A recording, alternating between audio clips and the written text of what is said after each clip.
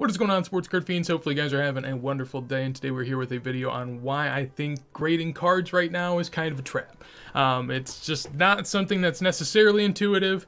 Personally, I still send stuff off to get graded. I have quite a few submissions out right now, and I will continue to send things off. I'm not saying that sending anything to PSA is a scam, but there are a lot of downsides, I think, that might not necessarily just rear their heads as soon as you try to think about it. If you guys want to check out other places that I reside, some links down below, and hopefully you guys enjoyed the video. If you do, make sure to leave a like and let me know what you think of it down below and kind of what you're thinking of PSA at this point, or just sending your cards out in general. What is your approach going forward? Would love to hear, because personally I have lots of cards and I'm not really sure what to do myself. I have an idea, which is what I'll get to right now. So everyone thinks it's just free money. You know, you have a card that's worth value, you put it in a slab, and then whatever the cost of putting in the slab was, it's now worth that and more. You know, you're going to make easy money on grading, and that's kind of the idea everyone has been fed in the hobby, and that's why all these, places are just backlogged with cards. So it makes sense why we are where we are. But is it actually free money at this point? Has that free money been made maybe? I don't know. That's the hard part to tell, but no matter what you think of the price whenever it comes back, there's a lot that goes into it. So to start, whenever you are going to send a card off to get graded, oftentimes, at least for me, I kind of have that initial thought after a huge price hike. Whenever that card kind of readjusts up to a newer price, and I'm like, whoa, that's a big price increase. I think maybe at this point I should send it off to get graded, because I would kind of justify it. And that's a good idea, but the problem is you're essentially taking the opportunity to sell. Like your item just massively readjusted. Who knows if it's going to go up or down, but it just massively readjusted, and your first thought is basically, I don't care about selling it. I will now put it in a slab, wait a year or two, or maybe you're doing bulk, maybe whatever. Well, however you're getting the card, wait a long time, put some more money into it, and then sell it later. I mean, it's just not the best way to go about it. Of course, sometimes you want to, but personally, whenever there is, a nice flip to be had there, I don't just shun that and then send it off to get graded. Typically, if I really thought it was going to be a good flip, maybe I have some knowledge ahead of time and send that off beforehand in preparation for that. You want to either be ahead of the curve or behind it. You don't want to be doing what everyone else is doing. So we'll get to that more in here in a second, but not only are you just not taking advantage of the current price increase, you're also then locking that money away.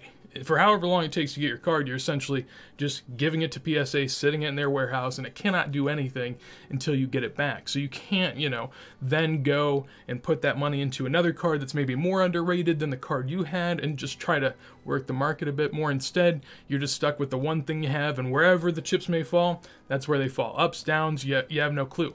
And you really have no control because, again, it's just in PSA's warehouse or wherever you're submitting, just doing nothing, and you can't really do much about it. So it's not ideal in the sense that you're just kind of locking yourself in without much security. And then beyond that, the increased prices now for grading, it makes it a little tougher. Like, how am I supposed to feel better now that I have put, 20, 30 bucks into whatever card is there?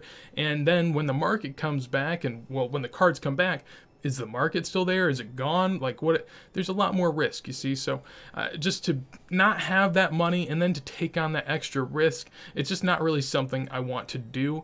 And like I said a second ago, you either want to be ahead of the market or behind it in this sense, because if you submit the card whenever that initial price hike happens, I can guarantee there are tons of other people like you that thought, okay, well, I'm going to submit this card now.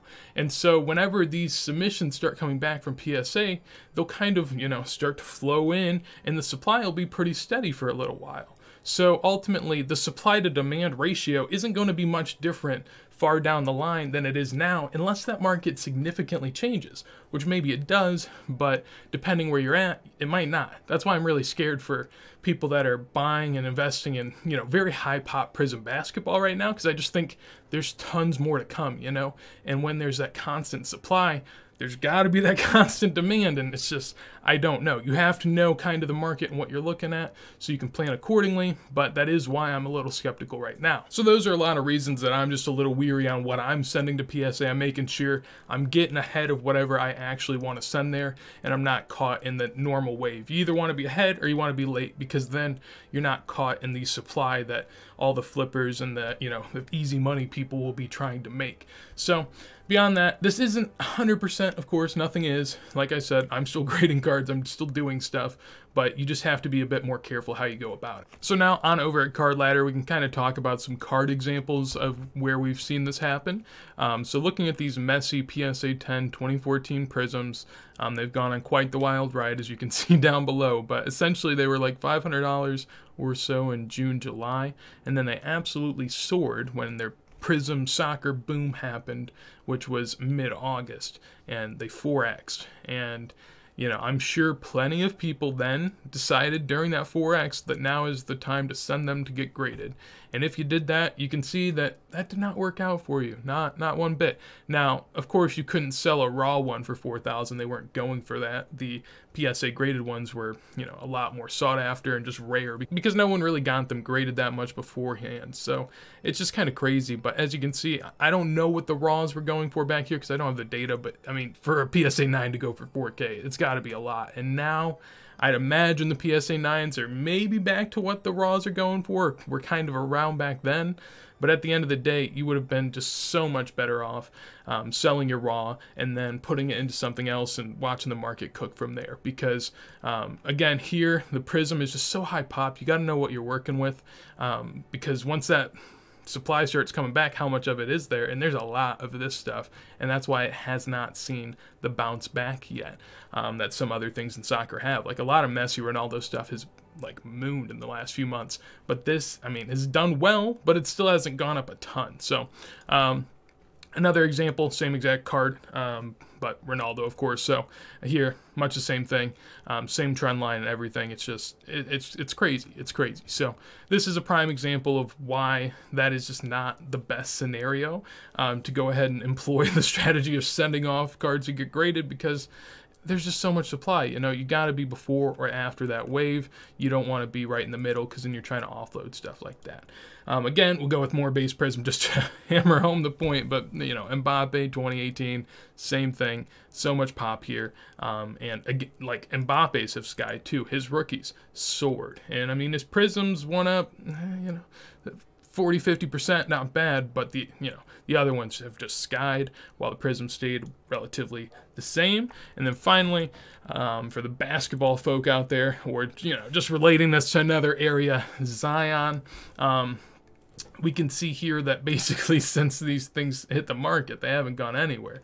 I mean, you know, initially they were a bit lower, but February was a whole different time in regards to cards. So it's just to see them basically at the same price now. I mean, look at that, 16,000 PSA 10s. Holy hell. Like, that's why I'm going to make a video here soon on why soccer is so undervalued. But, I mean, that is a prime example right there. Oh, my God. That's absurd. But anyways, big example here. Zion's been doing good this year, looking a lot better and more promising for the future, and just more certainty, I think, around his play style and what he can offer. The Pelicans aren't doing great, but I mean, beyond that, you know, you're really scouting the player, not his potential to win next year. So again, just a card that shows potential but hasn't gotten any increase. And, you know, no matter where you sent this into PSA, essentially you're just riding the wave and probably ended up having the same value card that you sent in. So I don't know. Personally, that is why I am not that big of a fan of grading right now. Of course, like I said before, I'm still doing grading here and there, so I'm not saying don't do it, but just be very wary where you do it at. That's why I think soccer is a really good market, honestly, because in soccer, there's just not the supply, and I think the demand will continue to just keep growing in the future, while other sports, I don't know if I necessarily see that. So I think that grading soccer and whatnot, still a good play, and why I'm pretty heavily involved. But if I was in a lot of other spaces right now, I'd be very iffy, and I would just mostly deal raw. But of course, still look at your cards, you know what you have, and if you have some nice looking ones, maybe save them and send them off. So hopefully you guys enjoyed. If you did, make sure to leave a like. Anything you want to tell me, let me know in a comment down below. Like I said earlier, we'd love to hear what you guys have to say, because I mean, I'm just one man with one opinion, so I want to kind of cross-reference here. And if you guys want to see more videos like this as soon as they go live, make sure to subscribe. And with that said, hopefully you guys have a wonderful day, and peace.